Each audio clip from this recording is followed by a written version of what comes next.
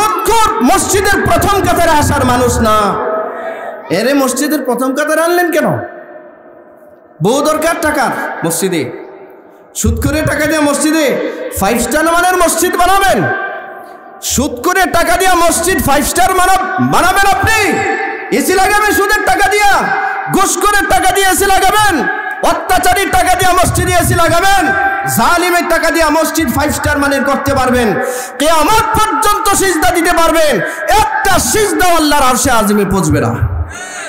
সুদখোর গুলো 10 লাখ 20 লাখ 50 লাখ টাকা গ্রামের মধ্যে লাগায়া বাবুর মতো করে মাস শেষে চক্রবৃদ্ধি হারে 2 লাখ 3 লাখ টাকা আসে, তার কোনো টেনশনের কারণ নাই। সুদে ব্যবসা করে মাঝে মাঝে আবার মসজিদের প্রথম কাতারে গিয়ে বসে নামাজ পড়ে। আপনাদের এলাকায় নাই? হ্যাঁ, সুদের বিশাল কারবারি, বিশাল ব্যবসায়ী আবার মসজিদেও প্রথম কাতারে গিয়ে বসে যা, ঠিক না? বন্ধু খুব খেয়াল করুন,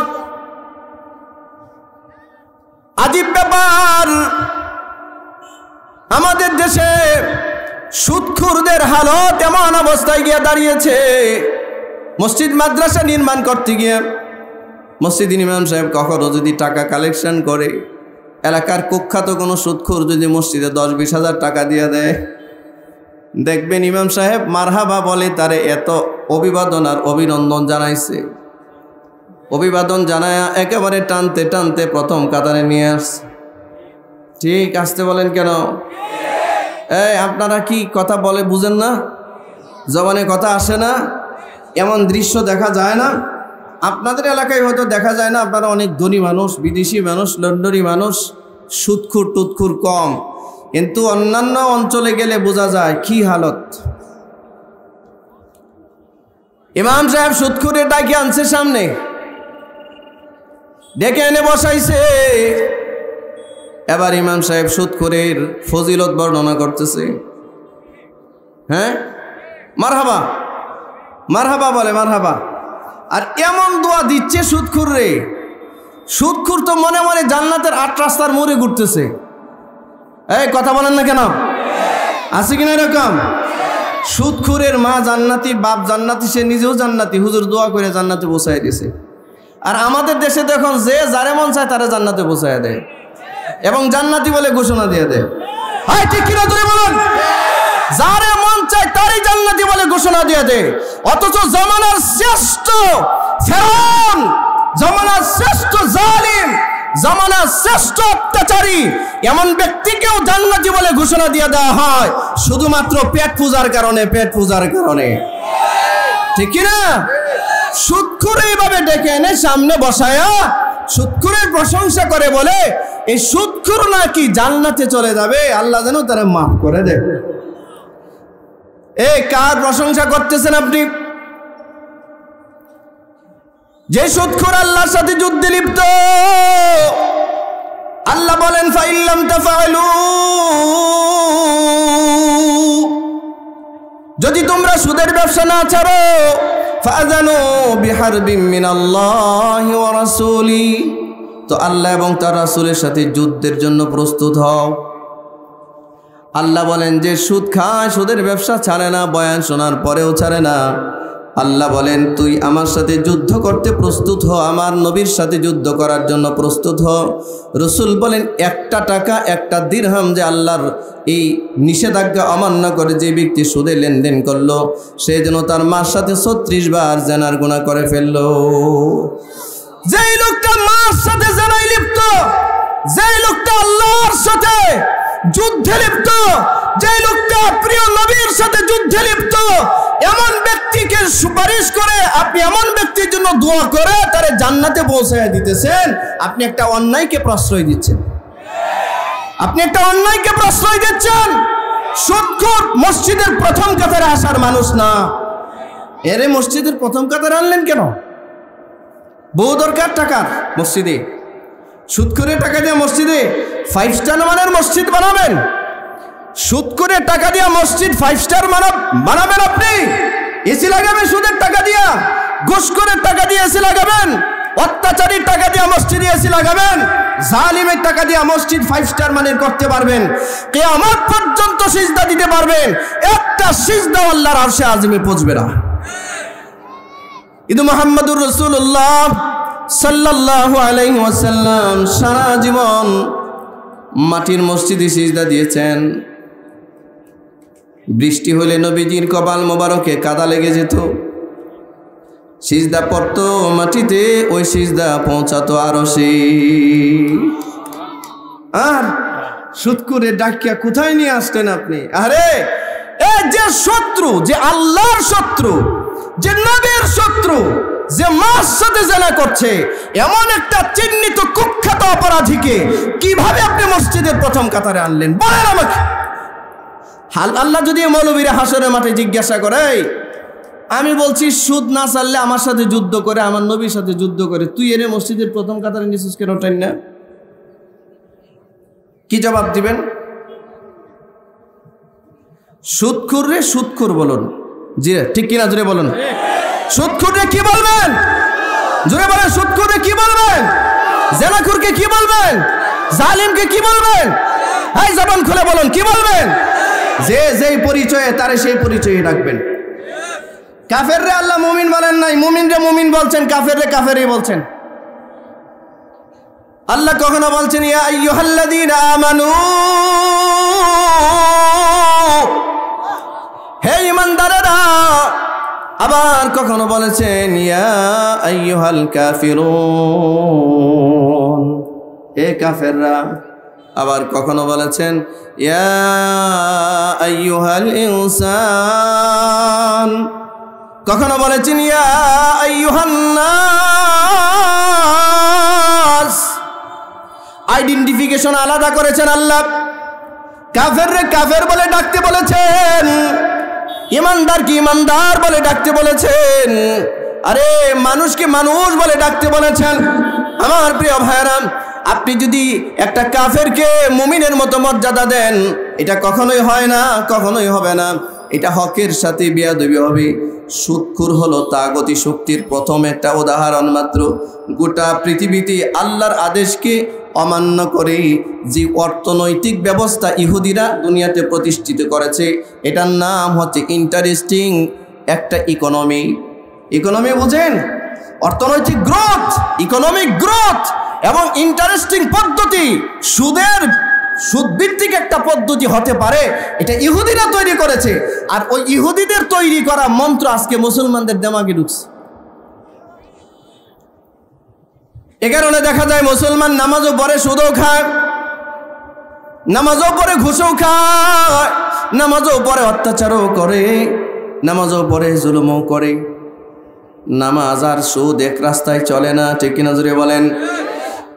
নামাজ আর অত্যাচার এক রাস্তায় চলে না, হজ আর অত্যাচার এক রাস্তায় চলে না। এই দুইটার রাস্তা ভিন্ন। নামাজের রাস্তা জান্নাত আর সুদের রাস্তা জাহান্নাম, ঠিক কিনা? সুদের রাস্তা কোথায়? মুসলমান ভাইয়েরা আমার, আল্লাহ সুবহানাহু ওয়া তাআলা বলেন, একটা সুদখোর হাসরের মাঠে পাগল হিসেবে উঠবে, মাতাল হিসেবে। আপনারা কি হাসরের মাঠে পাগল হিসেবে উঠতে চান? পাগল হিসেবে উঠতে চান? সাবধান, সুদখোর এই জন্য সামনে ডাইখেন না, মসজিদের সামনে ডাইখেন না। সুদখোর মনে মনে ভাববি, আমি 50 লাখ টাকা সুদে লাগায় রাখলাম, মাসে 2 লাখ টাকা আসি, আর মসজিদে মাত্র 10,000 টাকা দিলাম। হুজুর আমারে যে দোয়া দিল, তাহলে এই ব্যবসাই তো মজার ব্যবসা। সামনে দরকার হয় 20,000 দিব না, ঠিক না? আরো বড় হুজুরটা দোয়া নিয়ে নিব না। আমার মুসলমান ভাইয়ারা, এই জন্য আল্লাহ সুবহানাহু ওয়া তাআলা বলছেন, আমার টপিকটা ছিল তাকতের পরিচয়, আল্লাহর বিধান। আচ্ছা, বাংলাদেশের একটা সার্বভৌমত্ব আছে না, সীমানা আছে না? বাংলাদেশে আইন নাই, ভাই বাংলাদেশের সংবিধান নাই। বাংলাদেশের কোনো নাগরিক এই দেশে বসবাস করে, যদি বাংলাদেশের সংবিধান না মানে, বিরুদ্ধে কথা বলে, তাহলে তার কি রাষ্ট্রদ্রোহ মামলা হবে না? কথা বলেন না কেন? তার কি রাষ্ট্রদ্রোহ মামলা হবে না? রাষ্ট্রদ্রোহ মামলা হবে। শুধু মামলা না, তারে ফাঁসির কাস্টে ঝুলানো হবে, ঠিক কিনা? শুধু ফাঁসি না, তার যত স্থাবর অস্থাবর সম্পত্তি আছে সরকার তা ক্রুক করবে, বাজেয়াপ্ত করে দেবে, ঠিক কিনা? আল্লাহ তাআলা কোরআন মাজিদের মধ্যে বলেন, সুদখোর রে কেন আমি হাসরের মাঠে পাগলের বেশি উঠাবো? কারণ রিজন বর্ণনা করছেন যালিকা বিআন্নাহুম ক্বালু ইন্নামাল বাইউ মিথলুর রিবা। আল্লাহ তাআলা বলেন যালিকা বিআন্নাহুম ক্বালু, এই সুদখোররা বলে ইন্নামাল বাইউ মিথলুর রিবা, আমাদের রিবা আমাদের সুদ তোমাদের ব্যবসার মতোই। তোমরা যেমন তোমাদের ব্যবসার মধ্যে পুঁজি খাটাও, আমরা আমাদের সুদের মধ্যে পুঁজি খাটাই। এই কারণে সুদখোররা আল্লাহর দেওয়া বিধানটা উল্টায় ফেলছে। এরপর আল্লাহ তাআলা বলেন ওয়া আহাল্লাল্লাহুল বাই'a ওয়া হাররামার রিবা।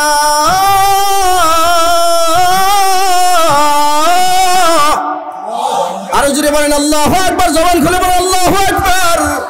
আল্লাহ বলেন ওয়া আহাল্লাল্লাহুল বাই'a, আমি আল্লাহ, আমি রব, আমি আল্লাহ ব্যবসারে হালাল করলাম। ও হারামার রিবা, আর সুদকে আমি চিরতরে হারাম ঘোষণা দিলাম। আল্লাহ বলেন ব্যবসা হালাল, সুদ হারাম। আর সুদখোর বলে ইন্নামাল বাইউ মিথলুর রিবা, তোমাদের ব্যবসা আর আমাদের সুদ বরাবর। আচ্ছা, আল্লাহ কথার কি বিরুদ্ধাচরণ হয় নাই? ও ভাই জোরে কথা বলেন না কেন? আল্লাহ বলছেন ব্যবসা হালাল আর সুদ, কথা বলতে হবে, ব্যবসা হালাল সুদ হারাম। আর সুদখোর বলে তোমাদের ব্যবসাও যেমন হালাল আমাদের সুদও হালাল। মুসলমান ভাইয়েরা আমার, উসুলে ফিকহের একটা মাসআলা মনে রাখবেন, কোন মানুষ যদি সুদকে গুনাহ হিসেবে খায়, কোন মানুষ যদি জেনাকে গুনাহ হিসেবে জেনা করে ফেলে, একটা মানুষ দাড়ি রাখে না, এই লোকটা না বুঝে দাড়ি রাখে না, কিন্তু এই দাড়িকে অবজ্ঞা করে না, এই দাড়িকে অসম্মান করে না, এই লোকটা দাড়িকে অসম্মান না করার দ্বারা কাফের হবে না, না রাখার দ্বারা গুনাহগার হবে। কিন্তু কেউ যদি দাড়িকে ইনসাল করে, উপেক্ষা করে, গালাগালি করে, তখন সে কাফের হয়। একটা সুদখোর সুদ খাইলে কাফের হয় না, না বুঝে যদি সুদ খায় তো কাফের হয় না। সুদখোর সুদের গুনাহ হয়, কবিরা গুনাহ হয়, আল্লাহর সাথে যুদ্ধের মতো জঘন্যতম গুনাহের সাথে লিপ্ত হয়। কিন্তু সুদখোর যদি মনে করে সুদের ব্যবসাটাও আমার জন্য হালাল, সাধারণ ব্যবসায়ীরা তাদের ব্যবসা যেমন তাদের জন্য হালাল, আমাদের সুদের ব্যবসাটাও আমাদের জন্য হালাল। তো হালালকে কেউ যদি হারাম সাব্যস্ত করে আর হারামকে কেউ যদি হালাল সাব্যস্ত করে, উসুলে ফিকহের মাসালা হলো এই লোকটার ঈমান থাকে না, কাফের হয়ে যায়। কি হয়? কোন সুদখোর যদি মনে করে সুদ খাওয়াটাও এটা একটা business, interesting business, economic growth বাড়াচ্ছে, যদি সে এটা মনে করে, তাহলে তো এই সুদখোর যদি মুসলমান হয়ে থাকে, সাথে সাথে তার ঈমান চলে যাবে, কাফের হয়ে যাবে। বুখারী শরীফের এক হাদিসে আল্লাহ রাসূল সাল্লাল্লাহু আলাইহি ওয়াসাল্লাম বলেন আল হালালু বাইয়িন ওয়াল হারামু বাইয়িন ওয়া বাইনাহুমা মুশতাবিহাত। হালাল যেটা এটাও সুস্পষ্ট, হারাম যেটা এটাও সুস্পষ্ট, এই দুইটার মাঝখানে অস্পষ্ট কিছু বিষয় আছে। আপনারা বলেন দুধ খাওয়া কি? দুধ খাওয়া হারাম? দুধ চিনেন না? দুধ, গরুর দুধ, ছাগলের দুধ চিনেন না আপনারা? দুধ খাওয়া কি হালাল না? সন্দেহ আছে নাকি? এই দুধ খাওয়া যে হালাল, এটা কারা কারা মনে করেন? হাত উঠান সবাই। সন্দেহ আছে? আরে জোরে হাত উঠান না, এটা হাত উঠায় দেখান। দুধ খাওয়া কি হালাল? দুধ খাওয়া কি? আচ্ছা, মদ খাওয়া কি? এই কথাটা হাত নামান কেন আপনারা? এটা স্বীকৃতি দেন, এটা আল্লাহ দেওয়া হালাল হারামের বিধান, এটা হুদুদ, এটা হুদুদুল্লাহ, আল্লাহর সীমারেখা, সীমারেখা, এটা বিধান। মদ খাওয়া কি? দুধ খাওয়া কি? মদ খাওয়া কি? এটার মধ্যে সন্দেহ আছে? তাহলে এটা নিঃসন্দেহ বিধান, ঠিক কিনা? এই জন্য আল্লাহ নবী বলেন আল হালালু বাইয়িন, হালাল যেটা এটাও সুস্পষ্ট, আল হারামু বাইয়িন, হারাম যেটা সেটাও সুস্পষ্ট। হালাল বস্তুর মধ্যে এক নাম্বার একটা উদাহরণ দিলাম, যেমন দুধ খাওয়া হালাল। হারামের মধ্যে একটা উদাহরণ দিলাম, মদ খাওয়া হারাম। আর এই দুইটার মাঝখানে অস্পষ্ট কিছু খাবার আছে যেটার মধ্যে সন্দেহ জাগে। সন্দেহ বলবো, সন্দেহযুক্ত খাবার। বিড়ি খাওয়া কি? ওই দেন, বিড়ি খাওয়া কি হারাম? কারা কারা বলছেন হাত উঠান, বিড়ি খাওয়া হারাম? আচ্ছা, হাত নামান। বিড়ি খাওয়া মাকরু, এই পক্ষে কে কে আছেন? হাত উঠান। তাহলে এটা দ্বিমত হইল না? দ্বিমত হয়েছে না? যারা হাতুটাস বোঝা যায় খায়, আর এই সংখ্যাটা তো বেশি। বাংলাদেশে আর কিছু থাক আর না থাক, বিড়ি আছে। আপনারা তো মনে হয় আরেকটু উন্নত বিড়ি খান, পাতার বিড়ি সম্ভবত। সিলেটের মানুষ তো পাতার বিড়ি খায়। হ্যাঁ, মাসি কিসের? নাসির বিড়ি। ও আচ্ছা, এটা তো আরেকটু উন্নত বিড়ি। আবার আপনারা যারা লন্ডনে থাকেন তারা তো আর বিড়ি খান না, তারা আরও ওরা দামি দামি জিনিস খান। যাই হোক ভাইরা আমার, বলেন পৃথিবীর কোন নবী রাসূল, কোন নেককার পরহেজগার মুত্তাকি মানুষ বিড়ি খাইছে? একজনের নাম বলেন, বলেন। দুধ খাওয়া যায় হালাল, এতে কোনো সন্দেহ? মদ খাওয়া যে হারাম, তাতেও কোনো সন্দেহ? সন্দেহটা কোথায়? বিড়ি নিয়া, ঠিক কিনা? এক পক্ষ বলছেন হারাম, এক পক্ষ বলছেন।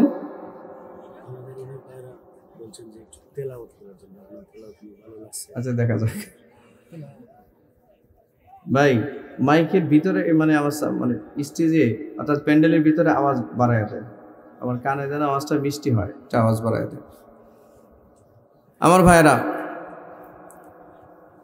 রসুল বলেন একজন মুমিন মুত্তাকি হারাম তো খাই না, যেই খাবারটার মধ্যে সন্দেহ আছে এই খাবারটাও খেতে চায় না, অপছন্দ করে। আচ্ছা, আমরা ইনশাআল্লাহ হারাম যেমন খাই না, মদ যেমন খাই না, যেই খাবারে সন্দেহ আছে এই খাবারটা ছেড়ে দিলে কি হয় না? বলেন না কেন? এটা ছেড়ে দিলে হয় না? আল্লাহ তৌফিক দান করুন, বলুন আমিন। যাই হোক, যে কথা বলতেছিলাম আপনাদের সামনে, সেটা হলো আল্লাহ সুবহানাহু ওয়া তাআলা আমাদেরকে মুমিন বানিয়েছেন, আমাদেরকে আল্লাহ তাআলা ইসলামের দৌলত দান করেছেন, মানুষ বানিয়েছেন, আমাদেরকে ইমানের নূর দান করেছেন, আখিরুল আম্বিয়া সাইয়্যিদুল মুরসালিন সাল্লাল্লাহু আলাইহি ওয়াসাল্লামের উম্মত হিসেবে আল্লাহ নির্বাচিত করেছেন। আলহামদুলিল্লাহ বলবেন না? সে আল্লাহ আমাদের জন্য কিছু হালাল হারামের বিধান দিয়েছেন, ঠিক কিনা? আমার কথা শুরুটা ছিল গোটা পৃথিবীতে হারাম বিজনেস, হারাম অর্থনীতি, আল্লাহর দেওয়া অর্থনীতির বিপরীতে। আল্লাহর দেওয়া অর্থনীতি তো সুষম বন্টন, ভারসাম্যপূর্ণ অর্থনীতি, আর সুদখোরদের অর্থনীতি হচ্ছে মানুষকে মেরে জুলুম করে, হাজারো মানুষকে মেরে নিজে বড় লোক হওয়া, ঠিক কিনা? এই অর্থনীতি ইসলাম সাপোর্ট করে না। আমার ভাইরা, এই জন্য আল্লাহ তাআলা বলছেন বিসমিল্লাহির রহমানির রহিম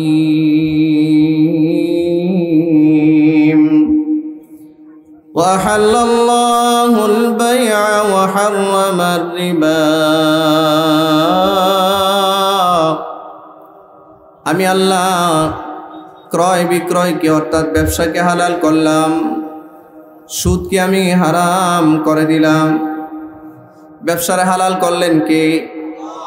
এই আল্লাহর নাম আসতে নেন কেন ভাই? সিলেটের মানুষদের তো নরম হয় না।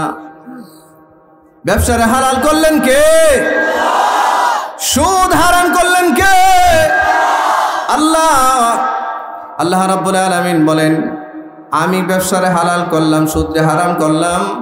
আর সুদখোর বলে ব্যবসা যেমন হালাল জায়েজ আছে এবং সুদটাও জায়েজ আছে, এই দুই কথা কি এক কথা হলো?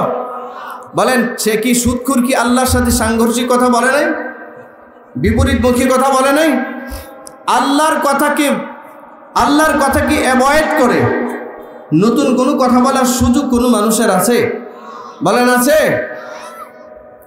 এই জন্য আল্লাহ রাব্বুল আলামিন বলেন এই সুদখোর, সুদের মতো ভয়াবহ গুনাহ, যে গুনার ব্যাপারে বারবার সতর্ক করা হয়েছে।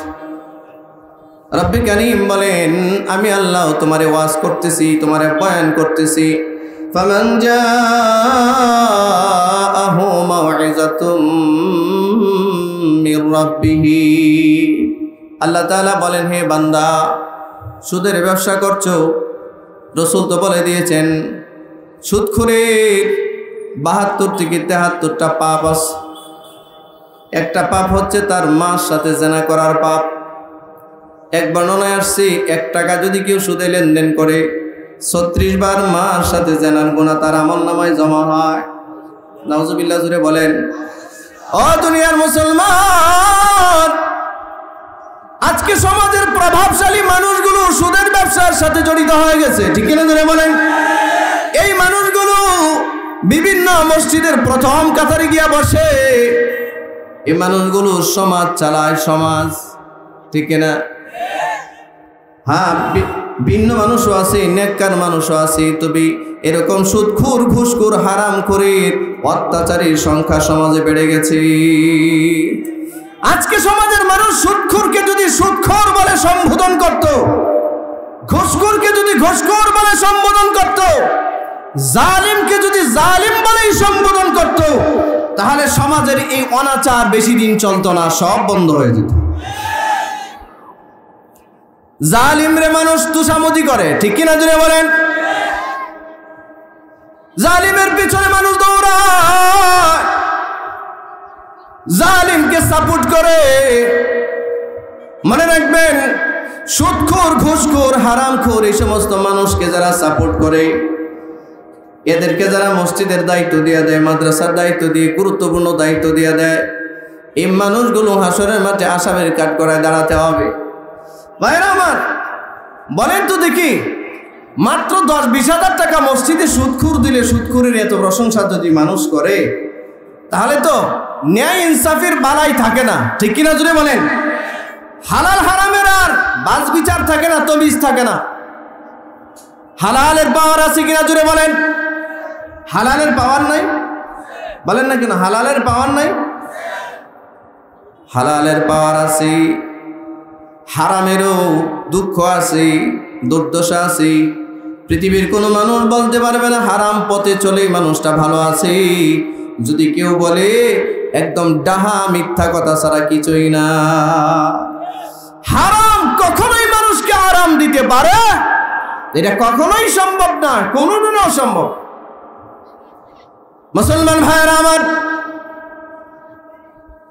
আল্লাহ সুবহানাহু ওয়া তাআলা বলেন, সুদের গুনার ভয়াবহতা বর্ণনা করে আল্লাহ বলেন, এই সুদখোর রে, কবর থেকে আমি পাগলের বেশি, মাতালের বেশি কবর থেকে উঠাবো। সুদখোর কবর থেকে মাতাল হিসেবে উঠবি। মানুষ হাসরের ময়দানে বিভিন্ন আঙ্গিকের মানুষ উঠবি, কিন্তু ময়দানে মাহশরে যারা পাগলামি করবে, মাতলামি করবে, সাধারণ হাসরের মানুষগুলো তাকায় দেখলে বুঝবে যে এগুলো সুদখোর। পরিচয় বর্ণনা করে দিয়েছেন আল্লাহ। আমার ভাইয়েরা, আল্লাহ রাব্বুল আলামিন বলেন, হে গোলাম, সুদের গুনাহ থেকে বাঁচো, আত্মরক্ষা করো, সুদের পাপ থেকে নিজেকে নিষ্কৃতি দাও। আজকে আমাদের দেশে এমনও মানুষ আছে, কিস্তি আপনাদের এলাকায় নাই, ধনী মানুষ, কিন্তু গরিব অঞ্চলগুলোতে গেলে দেখা যায় সেই রংপুর, দিনাজপুর, পার্বত্য অঞ্চলগুলো, কুড়িগ্রাম, এরপরে বিভিন্ন অঞ্চল, ময়মনসিংহ, এই অঞ্চলগুলোতে ব্যাপক হারে সুদের লেনদেন, ব্যাপক হারে। আল্লাহ সুদের ভয়াবহ গুনাহ থেকে আমাদেরকে হেফাজত করুক, বলো না আমিন। আল্লাহ তাআলা এতক্ষণ সুদের ভয়াবহতা বর্ণনা করার পরে এখন আল্লাহ তাআলা বলছেন, ওয়াজ করতেছেন, বুঝায়া বলতেছেন, বুঝায়া। আল্লাহ বলেন, ফামান জাআহু মাউইযাতুম মির রাব্বিহ। আল্লাহু আকবার বলেন। ভাই, আমার যদি তেলাওয়াত করা লাগে, আপনাদের আল্লাহু আকবারের আওয়াজ জুড়ে বলা লাগে। এটা না বললে তেলাওয়াত হবে না। বলবেন? কারা কারা বলবেন? হাত ওঠান ইনশাআল্লাহ। শাহজালালের পুণ্যভূমির মুসলমান আপনারা, আপনাদের ইমানি কুওয়াতই কিন্তু আলাদা। এই জন্য এই আওয়াজটা জুড়ে দিবেন, মনে থাকবে ইনশাআল্লাহ। মুসলমান ভাইয়েরা আমার, আল্লাহ তাআলা বলেন, ফামান জাআহু মাউইযাতুম মির রাব্বিহি। এবার তোমার রব তোমাকে নসিহত করছেন, ওয়াজ করছেন, বয়ান করছেন। কারে? সুদখোররে বয়ান করছেন। কারে বয়ান করছেন? ভাই বলেন, কারে? সুদখোররে টার্গেট করে আল্লাহ বয়ান করছেন, শুধু সুদখোররে। এটা অন্য কাউকে বলেন নাই, শুধু সুদখোররে বলছেন। ফামান জাআহু মাউইযাতুম মির রাব্বিহ, আল্লাহ তাআলা বলেন, হে সুদখোর, তোমার কাছে আমার বয়ান পাঠালাম, ওয়াজ পাঠালাম, নসিহত করলাম, ফান্তাহা, যা সুদ খেয়েছো, যত অন্যায় করেছো, 20 বছর সুদ খেয়েছো, 30 বছর সুদের ব্যবসা করেছো, 40 বছর সুদের ব্যবসা করেছো, 50 বছর সুদের ব্যবসা করেছো, যাই করেছো না করেছো, শোনো আমি আল্লাহ এবার বলতেছি, শয়তানের ধোঁকার মধ্যে পড়ে। এ ভাই, একটু কি ভাইবটা দেখছেন যে নিজের মার সাথে, আমাদের এই সমাজে যদি কোনো ছেলে মার সাথে জেনা করে, তাহলে এই ছেলেটা কি মুখ দেখাতে পারবে সমাজে? বলেন, আমরা তারে মেনে নিব? আমরা তারে মেনে নিব? কখনোই না। যেই লোকটা আল্লাহর সাথে যুদ্ধ করছে, আল্লাহর নবীর সাথে যুদ্ধ করছে, কত বড় অপরাধের সাথে সম্পৃক্ত সে, এত বড় জঘন্য অপরাধের সাথে সম্পৃক্ত হওয়ার পরেও আল্লাহ দয়ার সাগর, আল্লাহ তারে নিরাশ না করে। এই মুহূর্তে আল্লাহ বলছেন, ফামান জাআহু মাউইযাতুম মির রাব্বি, শোনো বান্দা, আমি তোমারে ওয়াজ করতেছি, বয়ান করতেছি, ফান্তাহা, সুদ ছাড়ো। সুবহানাল্লাহ। এই, আপনার সাথে কেউ যদি যুদ্ধ করতে আসে, মারামারি করতে আসে, আপনি তারে ওয়াজ করবেন না দৈরের খেসা দিবেন? দিবেন না? কথা বলেন, আমার কথা বুঝেননি? আপনারে আসছে মারতে, মারামারি করতে আসছে, আপনি ওয়াজ করবেন তারে? মারামারির জায়গায় ওয়াজ চলেনি? ওয়াজের জায়গায় ওয়াজ, মারামারির জায়গায় মারামারি, ঠিক কিনা জুড়ে বলেন?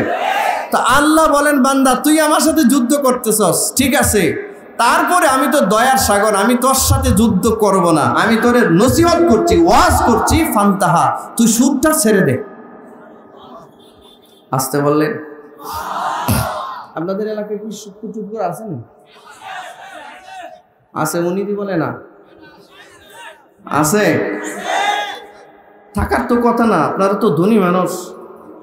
আবার কিছু মানুষ বিদেশ আছে, বিদেশ থেকে টাকা পাঠায়, আর এখান থেকে খালি সুদে টাকা লাগায়, এমনও আছে। এটা আপনাদের অঞ্চলে মনে হয় কম, অন্যান্য অঞ্চলে অনেক বেশি দেখি। আমার ভাইয়েরা, লক্ষ্য করুন, আল্লাহ সুবহানাহু ওয়া তাআলা বান্দারে বলছেন, এ বান্দা, তুই সুদ খেয়েছিস, আমার সাথে যুদ্ধে লিপ্ত হয়েছিস, আমার নবীর সাথে যুদ্ধে লিপ্ত হয়েছিস, তোর মার সাথে জেনা করার মতো জঘন্য গুনাহ, তোর কলঙ্কের দাগ তোর আমলনামায় লেখা হয়ে গেছে। তারপরে আমি তোরে নসিহত করে বলছি, ফান্তাহা, সুদের গুনাহ ছেড়ে দাও। সুবহানাল্লাহ। দুনিয়ার মানুষ তোমারে সুদখোর বলে জানলে আমি তোমারে আর সুদখোর বলে ডাক দিব না। বলেন, একটা মানুষ যদি 40 বছর সুদের ব্যবসা করে, 50 বছর সুদের ব্যবসা করে, 30 বছর সুদের ব্যবসা যদি কেউ করে, পুরো এলাকার মধ্যে এটা ব্র্যান্ডিং হয়ে যায়, লোকটার নাম ব্র্যান্ডিং হয়ে যায়, তো ব্র্যান্ডিং সুদখোর হয়ে যায়। কথা কোন না করে? তার বাড়ির সামনে গেলে বলে, নাম বলে না, বলে যে সুদখোরের বাড়ির সামনে যাইতেছি, পুরো এলাকার মানুষ চিনে যে রে সুদখোর, অমুক। কথা কোন না করে? বাড়ির সামনে গেছে, আপনি টেলিফোন করে জিজ্ঞাসা করছেন, কি রে কোথায় আছিস? বলে, বেটা সুদখোরের বাড়ির সামনে যাইতেছি। গ্রামের সব মানুষ জানে যে আমাদের গ্রামে ব্র্যান্ডিং সুদখোর একজন, ঠিক না? এদের সবাই বোঝে যে অমুকের বাড়ির সামনে আছে। আল্লাহ তাআলা বলেন, দুনিয়ার মানুষ তোমারে সুদখোর জানলেও আমি তোমারে অভয় বাণী শোনাচ্ছি, আমি তোমাকে সান্ত্বনার বাণী শোনাচ্ছি। বান্দা, তুমি ফান্তাহা, সুদ ছাড়ো, ফালাহু মা সালাফ, অতীতে যা করেছো এটা অতীত হিসেবে আমি কবুল করে নিব। এরপর আল্লাহ তাআলা বলেন, ওয়া আমরুহু ইলাল্লাহ। এটা দারুণ কথা। আল্লাহ তাআলা বলেন, বান্দা, অতীত জীবনের যত গুনাহ তুমি করেছো, সুদের যত গুনাহ, জিনার যত গুনাহ তোমার আমলনামায় জমা করেছো, মানুষ তোমারে অপরাধী জানবার পরে আমি তোমারে বলতেছি, ওয়া আমরুহু ইলাল্লাহ, তোমার অতীতের সব গুনার দায়ভার আমি আল্লাহ নিয়ে নিলাম। আসতে বললেন সুবহানাল্লাহ। এ ভাই, জেনাখোররে মানুষ এত ভালো ব্যবহার করে না আল্লাহ যতটা ব্যবহার করছেন, ঠিক কিনা জোরে বলেন। আল্লাহর বলা দরকার ছিল, এ দুনিয়াবাসী, সমাজে যারা সুদের ব্যবসার সাথে লেনদেন, সমাজে যারা সুদের মতো একটা জেনার গুনার সাথে লেনদেন, মার সাথে জেনার গুনার সাথে যাদের সম্পর্ক আছে, সমাজে যারা সুদের বিস্তার করে, আমার অর্থনীতি বাদ দিয়ে ইহুদিদের তৈরি করা অর্থনীতি দুনিয়াতে চালু করে এদের সমস্ত সম্পদ বাজেয়াপ্ত করে তোমরা কেড়ে নিয়ে যাও। আল্লাহ যদি এটা বলতো, এটা বলতো না, ঠিক না? কিন্তু আল্লাহ বলেন না, বান্দা যা করছো পিছনে করেছ, ফিরে আসো, তওবা করো, আর সুদে ফিরে যাবে না বলে ওয়াদা করো আমার সাথে। আমি রব বলছি, ওয়া আমরুহু ইলাল্লাহ, তোমার অতীতের সব গুনার দায়ভার আমি আল্লাহ কবুল করব, আমি আল্লাহ এটা ঢেকে দিব। সুবহানাল্লাহ। সুদখোরের জন্য এত সুসংবাদ আর হতে পারে না, ঠিক না জোরে বলেন। সুদখোরের জন্য এত বড় খবর আর হতে পারে না। এরপর আল্লাহ তাআলা বলেন, ওরে সুদখোর, মার সাথে জিনা করার পরেও, তুমি আমার সাথে যুদ্ধ করার পরেও, আমার নবীর সাথে যুদ্ধ করার পরেও তোমারে আমি ক্ষমার ওয়াদা দিয়েছি, শর্ত হইল তুমি আর নতুন করে সুদ খাইবা না। এ ভাই, আপনারা কি কথা শুনতেছেন? এইটা কিন্তু তাফসির মাহফিল, এটা কিচ্ছা মাহফিল না, এটা তাফসির মাহফিল। তাফসির মাহফিলে ঠান্ডা মাথায় বসা লাগে, কিচ্ছা মাহফিল আর একটা। তাফসির মাহফিলে হানা উত্তর দিতে হয়, কথা বুঝা লাগে। আমাদের দেশে তো তাফসির মাহফিলের নামে নাটক আর সিনেমা হয় অনেক জায়গায়, বক্তা নাটকের অভিনয় করে। তাফসির মাহফিল, ঐতিহাসিক তাফসির মাহফিল, বক্তা নাটক করতেছে, এটা বুঝি তাফসির মাহফিল। আল্লাহ হেফাজত করে, বলো না আমি। তাফসির মাহফিলে তাফসির করতে হবে, তাফসির বুঝতে হবে, আর এটা ঠান্ডা মাথায় বুঝতে হয়। কোরআনুল কারীম আল্লাহ কোনো পাগল ছাগল আর মূর্খদের জন্য নাজিল করেন নাই। বারবার কোরআন মাজিদে আল্লাহ বলেছেন, আমি কোরআন নাজিল করেছি বুদ্ধিমানদের জন্য। ইন্নামা ইয়াতাযাক্কারু উলুল আলবাব।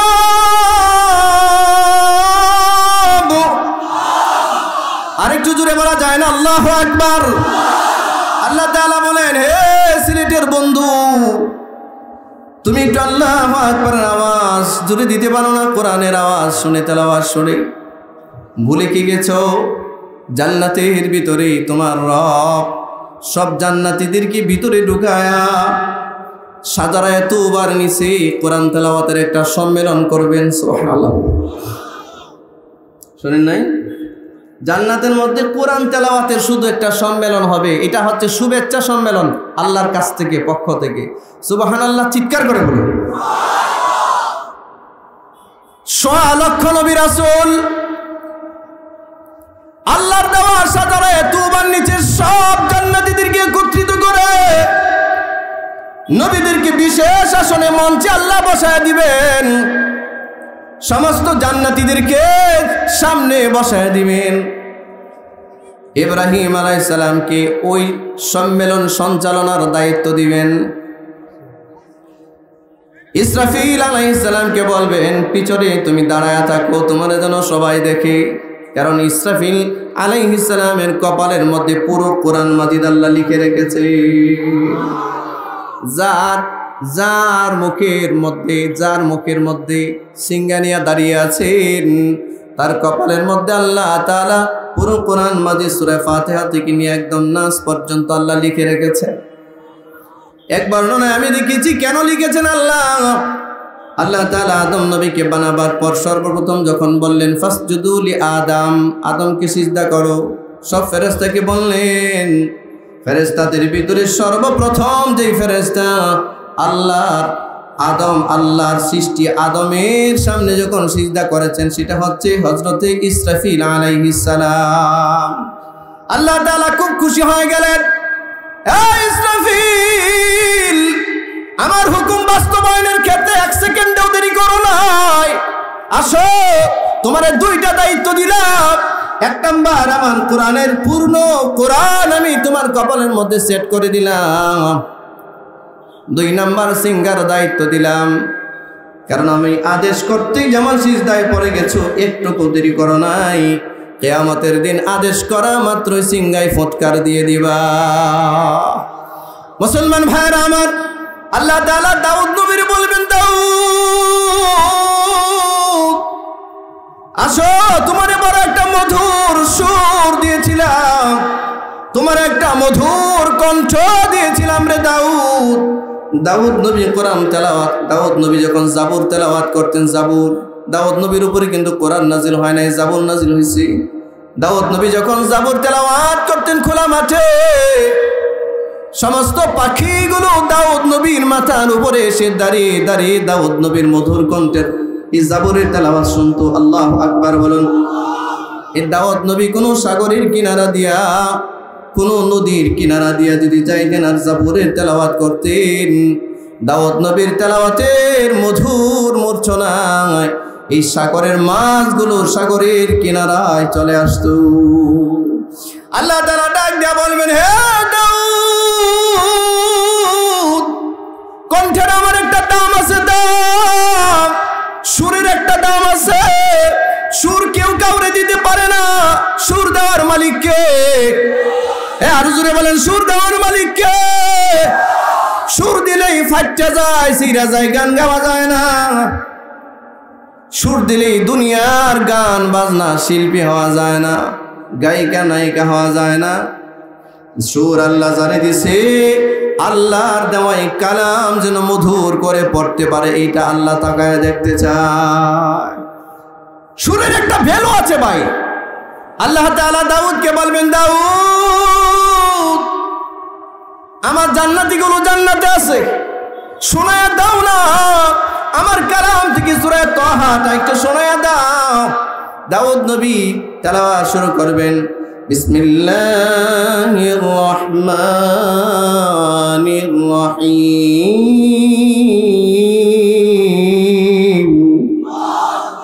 এই যুবক, জোরে বলো আল্লাহু আকবার। এখন যদি আওয়াজ দিতে না পারো তো জান্নাতে আওয়াজ দিবা কেমনে? একটু জোরে আওয়াজ দিও। দাউদ নবী আউযুবিল্লাহ পড়বেন না বিসমিল্লাহ পড়বেন? কেন পড়বেন না আউযুবিল্লাহ? কারণ জান্নাতের মধ্যে শয়তান নাই, শয়তানের কোনো জায়গা নাই। আউযুবিল্লাহ পড়ারও কোনো প্রয়োজন নাই। বিসমিল্লাহ বলে তেলাওয়াত শুরু করবেন। তাহা মা আনজালনা আলাইকাল কুরআনা লিতাশকা। সূরা তাহা তেলাওয়াত, হায়রে তেলাওয়াত, হায়রে আওয়াজ। দাউদ নবীর কণ্ঠের আওয়াজ শুনে জান্নাতি মানুষগুলো জীবনে কোনোদিন এমন আওয়াজ শুনে নাই। নবী বলেন, মালা আইনুন রাআত ওয়ালা উযুনুন সামিআত ওয়ালা খাতার আলা কলবি বাশার। আমি জান্নাতে এমন কিছু দৃশ্য রেখেছি পৃথিবীর কোন চোখ তা কোনোদিন দেখে নাই। জান্নাতের মধ্যে এমন সুরের মূর্ছনা রেখেছি, জান্নাতের মধ্যে এমন সুর আমি রেখেছি পৃথিবীর কোন কান ওই সুর কোনোদিন শোনে নাই। আল্লাহু আকবার বলুন। বিনায় আঙ্গুল দিবি, একটু নাড়া দিবি, একটা বিনার মধ্যে 70 রকমের আওয়াজ উঠবে। সুবহানাল্লাহ। দাউদ নবী তেলাওয়াত শুরু করবেন, জান্নাতি মানুষগুলো বেহুশ হয়ে যাবে। বাপ বেহাইরি এভাবে কেউ কেউ আল্লাহর কালাম তেলাওয়াত করতে পারি, বেহুশ হয়ে যাবি, হুঁশ ফিরে দিবেন আল্লাহ। এবার আল্লাহ বলবেন, এই আমার জান্নাতি মেহমানরা, নুজুলাম মিন গফুরির রহিম। আমার মেহমানদারি শুরুতেই কি বেহুশ হয়ে গেলে হবে নাকি? আমি তো দাউদের উপরে আমার কোরআন নাজিল করি নাই। দাউদের দরদ যা, আমার নবীর দরদ কিন্তু তা না। আমি কোরআন নাজিল করেছি আমার হাবিবের উপর, যিনি আজকের প্রধান অতিথি। আল্লাহু আকবার।